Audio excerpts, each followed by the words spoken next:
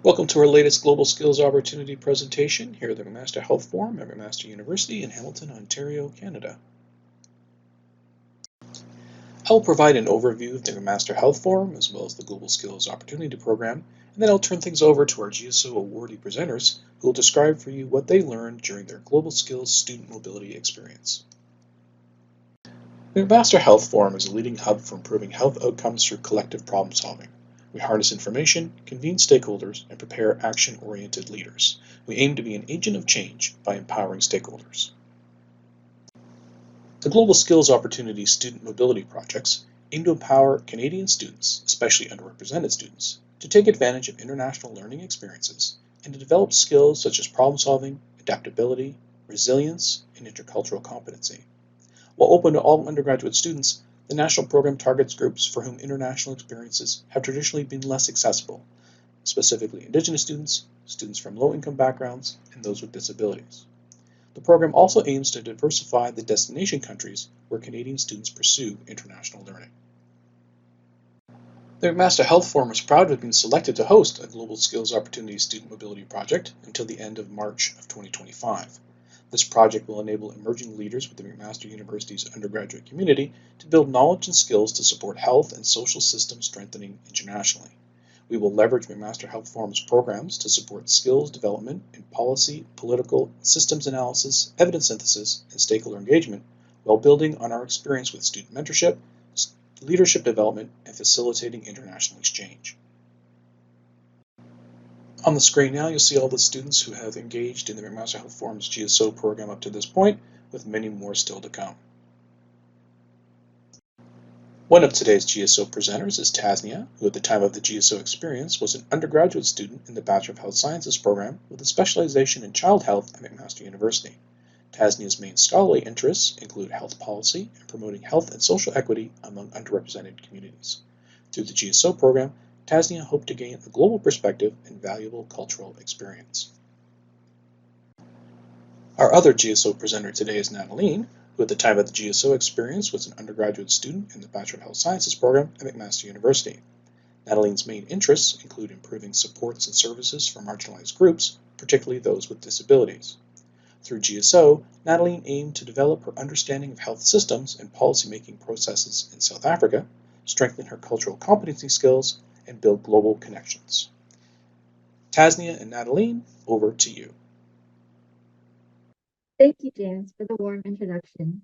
In this presentation, Tasnia and I will be talking about our work and experiences this past summer in South Africa, interning for two different organizations on a partnership project. Before we get started, we wanted to share our personal objectives in participating in this program. Firstly, given this opportunity to intern abroad, we hope to broaden our global perspective and increase cultural competency in today's interconnected world. We also wanted to develop an understanding of processes related to policy research and implementation and evidence-informed decision-making, as well as enhance research abilities in navigating policy literature and develop critical thinking and analysis skills. For this program, we wanted to learn more about health and social systems in South Africa and their role in contributing to initiatives that increase health equity. We wanted to also enhance our communication abilities and become more effective at summarizing key research findings and knowledge translation for relevant stakeholders and lay audiences. Finally, we wanted to understand the role of contextual factors which impact policymaking, such as government and stakeholders. As previously mentioned, we worked on a partnership project with two different organizations. The first organization, our host organization, was the South Africa Center for Evidence, or SACE, a nonprofit organization based in Johannesburg with the mission of promoting evidence-informed policymaking throughout Africa. The other organization we were working with was the Department of Planning, Monitoring, and Evaluation of South Africa, which is a governmental department based in Pretoria, responsible for overseeing governmental programs, national developmental outcomes, and impact. In these next few slides, we will talk about our project. So during our time with these organizations, we worked on developing an evidence map for interventions to prevent gender-based violence, or GBV, against women, children, and LGBTQIAP+ populations in South Africa. Evidence mapping is a synthesis and visualization of literature in a particular field and is very helpful for researchers, policymakers, and government officials in evidence-informed decision-making, since it highlights gaps in the literature and avenues for further research. On the right is an example evidence map. In this map, interventions are indicated along the left side and outcomes along the top. In the gray boxes within the table, circles are used as a visual representation of the amount of literature with those intersections. The bigger the circle, the greater the amount of evidence in that field, with the circle colors being used to represent different populations of interest. So why was SACE and DPME interested in this project in the first place? In this slide, we will contextualize gender-based violence in South Africa. Gender-based violence is a public health concern as it leads to injury, death, unwanted pregnancies, mental illnesses, sexually transmitted diseases, and HIV and AIDS. In South Africa, it is estimated that one woman is raped every 3 hours. In fact, 10,818 rape cases were reported in the first quarter alone of 2022. Furthermore, the rate at which intimate partner violence leads to death of women in South Africa is 5 times higher than the global average. This diagram represents our workflow. So initially, we were involved in completing gray literature searches on various governmental, for-profit, and nonprofit organizations. Then, we scanned these results for articles that we thought to be relevant to our project. Then, we contributed to title and abstract screening for journal articles and gray literature. The next step is data extraction, and we were able to attend a workshop in Johannesburg to help in the creation of the data extraction tool. This slide presents our inclusion and exclusion criteria. For this project, we were interested in looking at gender-based violence, which was the phenomenon against our population of interest, women, children, and LGBTQIAP+ populations in South Africa. For the purposes of this project, we defined gender-based violence to encompass physical, mental, and sexual violence, as well as neglect, maltreatment, and abuse. We were interested in looking at a wide range of interventions and strategies aimed at reducing gender-based violence, including legislation, partnerships, community programs, and more. In terms of outcome, we included papers measuring a broad range of outcomes relating to pillars of the National Strategic Plan, or NSP, which we will get into more later, such as accountability, economic power, and justice. While we sought to include articles with various study designs, including empirical evidence, we excluded systematic reviews or any synthesis of literature, as well as any evidence published in books.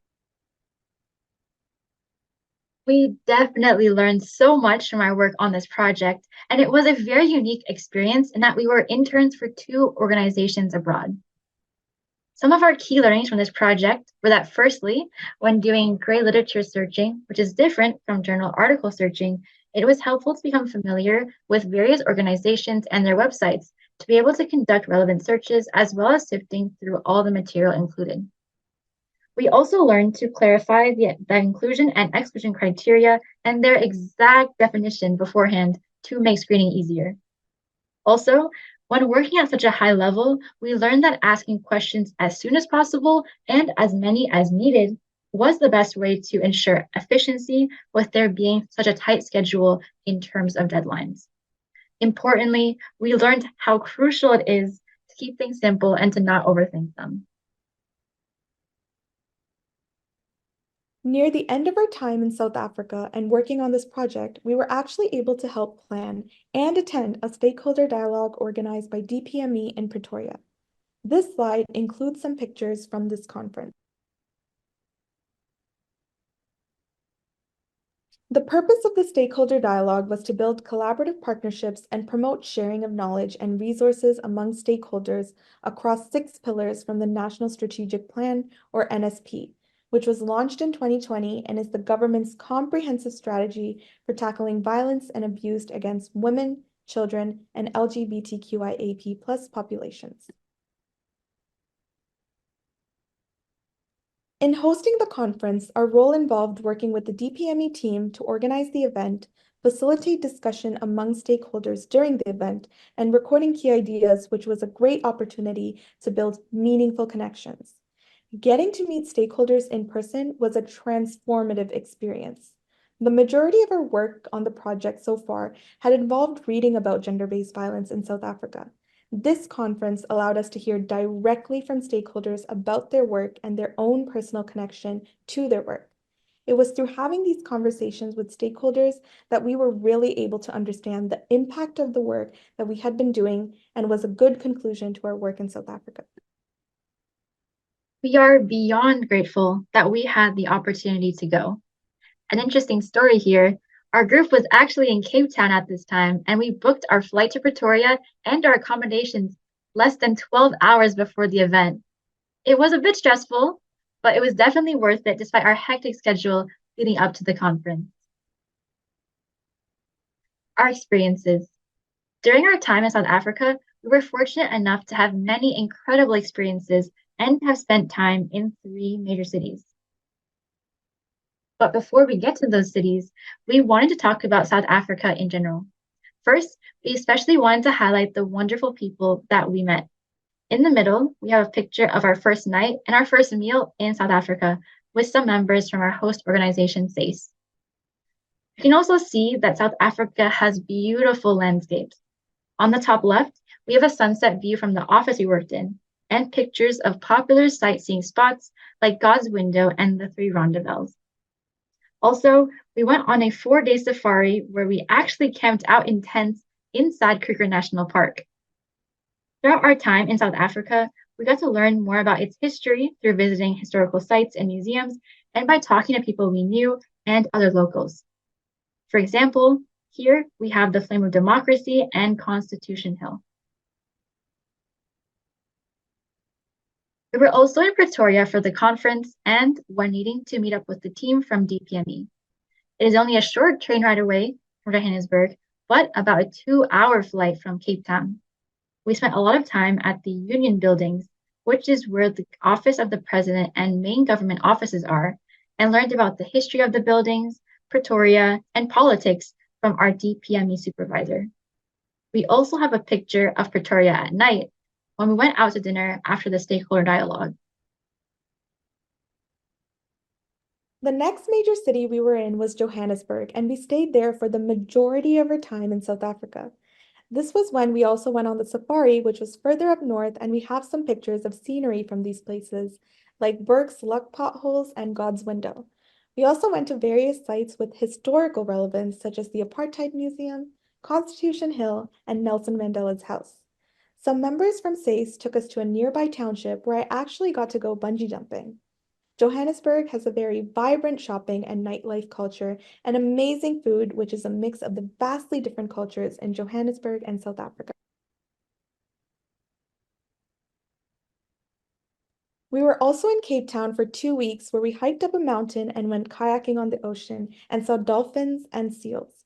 We also went to a beach that was full of penguins. On the left, we have a picture of an animal that we would see in mountainous regions, and I actually learned that this was called a rock hyrax or a dassie by local South Africans. Cape Town is really beautiful for its scenery and diverse wildlife, and we found that there was something to do for everyone.